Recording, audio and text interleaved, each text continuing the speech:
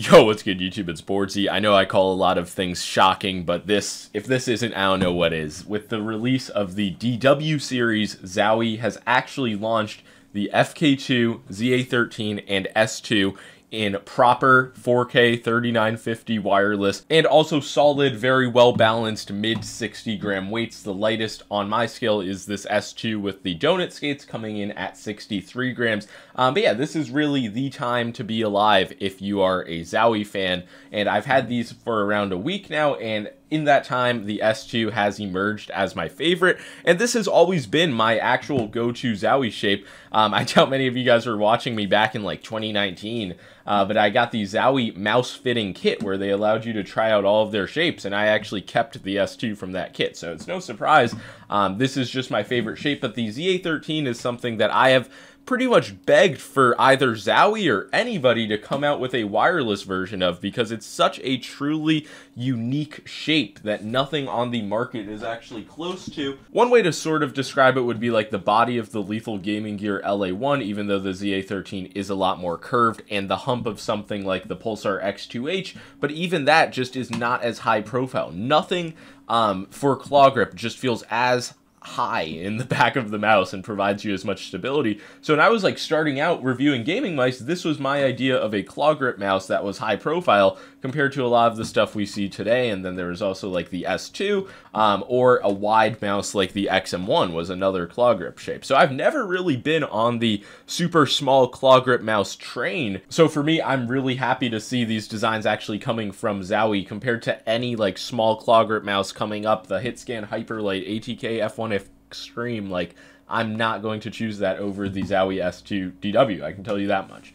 The FK2, this is a shape, once again, a lot of the things that we consider FK clones are just not as low profile as this. This is really the only mice I can even think of that might be as low would be like the WL Mouse Beast X Mini and the glorious Model O-, but those shapes don't have nearly the same length the FK does.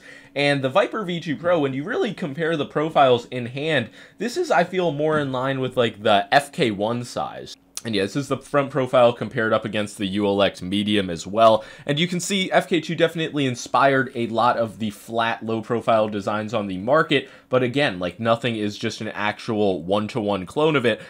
I'll be honest though, like, this is considered a classic fingertip shape. I don't enjoy the 64 gram weight for fingertip. Like, it's definitely usable, but I am actually bought into lighter being better generally for the most part with fingertip. Like, I definitely prefer using the ULX Medium. For example, even something like the Maya X, which is a higher profile mouse, I probably prefer fingertipping that. And I was able to actually find like a stable claw grip, but I definitely just prefer some added height towards the back. Like, that I definitely get with a mouse like the S2, but I don't need as much as there is on the ZA13. But that's what was always great about Zowie.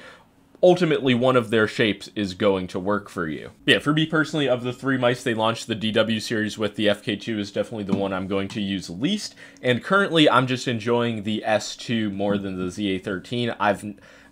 I'm not sure if this is just too high profile to me or if I just need to spend some time getting adjusted to it. My monitor just went black for some reason. But for Fortnite, I also have always enjoyed the side button design and positioning of the Zowie S2. It's just brilliant. I know some people don't like the glossy side buttons. I don't have too much of an issue with them. Quality-wise, they're very good. No issues with like pre- or post-travel wobble in the housing mushiness. Just all around very good side buttons. The clicks, they did loosen up a little bit. I mean that in a good way. For the first day or two when I was using the S2C, the clicks, they felt a little bit stiff, but then they developed a little bit of pre-travel, as you can see, which just allows for a lighter click feeling. Click feeling wise, this just isn't premium. It doesn't feel like the best click tensioning on the market, but it does feel like Zowie's clicks. And Zowie, they just stay true to their designs, whether it be shapes, refusing to go like ultra lightweight click design, stuff like that. I don't think it's bad, but when you think of Vaxi, which is like really the closest company to Zowie on the market, they have a really nice click tensioning system. Does it result in a massive in-game difference?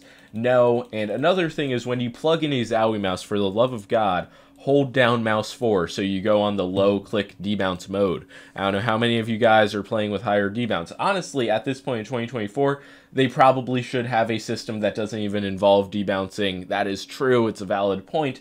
But they do, so you definitely want to be on the lower setting, which is either like 2ms or 4ms. So yeah, while this won't have the lowest wireless click latency on the market, I understand why some people argue it should, given the premium price. You're not going to be held back by the fucking, like, few milliseconds of click latency. Especially when you consider that this is an improvement from Zowie's previous wireless implementations, obviously, since it does have higher polling rate. The way that works, everything's still on the mouse. Currently, I have it on 4000 hertz mode. They weren't able to get the budget for another light, so they had to, like, double up the lights for when it's 2K and 4K. But yeah, it's really simple enough. They have a manual. I wish they just include it with the mouse. Like, why do I have to scan a little QR code? It's whatever, honestly. Performance-wise, though, I have no complaints with Zowie's 3950 implementation. I'm fine with it only going up to 4K.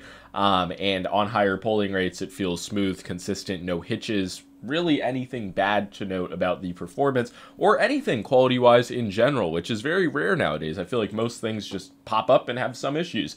The build quality is obviously one of the things Zowie was known for. With mice like the ZA13C, it kind of had slipped up, and my Zowie U2 had a pretty bad side creaking as well. But on all three of my new copies, there's nothing bad to note about the build quality. And these are not like fucking 40-gram mice, so it makes sense. They can use a bit thicker plastic, have a better built design, and it's really nice. These are not obviously the best buys on the market. The ZA13 is an exception, I would say, because there's really nothing even close to it. So if this is something you've been waiting for a long time, there's not really many alternatives, but I bet now that it's released, fucking China's gonna clone it, because it's just how those things work. With the S2, there is one main budget alternative, and it's a mouse that I just never really came around to, the Fantech Helios 2 Pro, and the shape does have a lot of minor differences. In hand, I really just prefer the feeling of the S2, honestly. It is around like 8 or so grams heavier, but I just do prefer the coating. I prefer the side button design, the shape, just the feeling in hand is better. Is it $60 better?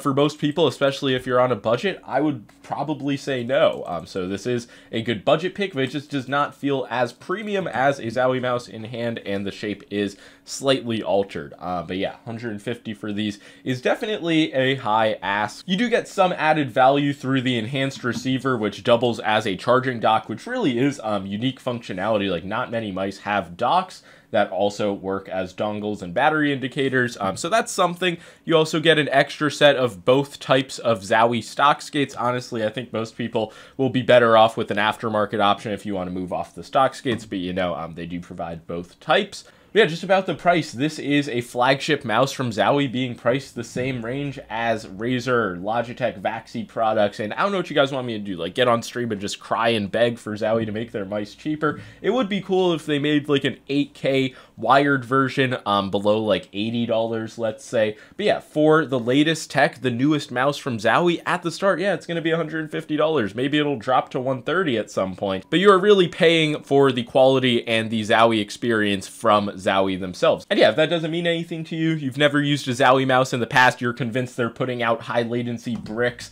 then by all means, like, budget mouse your heart out. But if you're actually a Zowie fan, this is a just revolutionary moment. We thought we would be getting Zowie wireless in like 2021. If there's anybody we can blame beyond Zowie, it would be Razer for keeping 3950s and good wireless tech just exclusive to themselves for so long. But yeah, now shockingly, we actually have really good feeling wireless mice from Zowie. The S2 has definitely been my favorite so far. I probably will make another video covering the S2 and the ZA13. Maybe it will just be like a top 5 claw grip mouse video. But yeah, that's going to be all for this one. Make sure to leave a like and subscribe if you enjoyed this video. Any questions, comments, concerns, leave them below. But yeah, that's going to be all. Peace out.